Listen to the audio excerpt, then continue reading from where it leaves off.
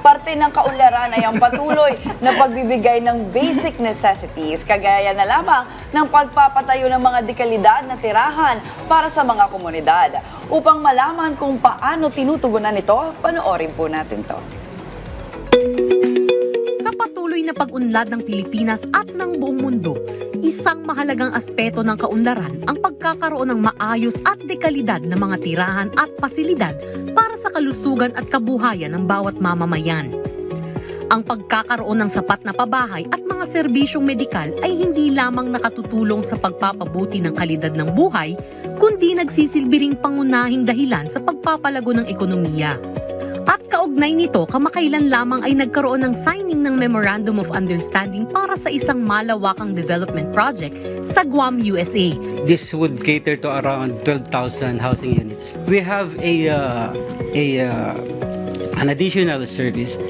It's a nursing home or retirement village for those who are elderly in the localities. Also from international community.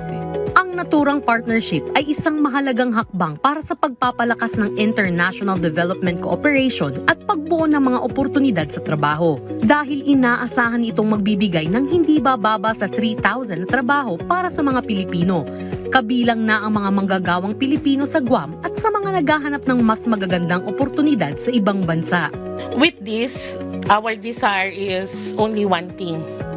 That is to provide benefits, to elevate the life of many people.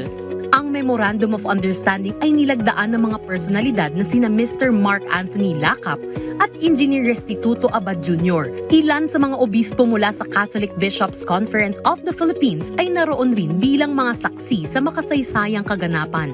Ang proyektong ito ay isang simbolo ng pagtutulungan at pagkakaisa para sa mas maginhawang kinabukasan.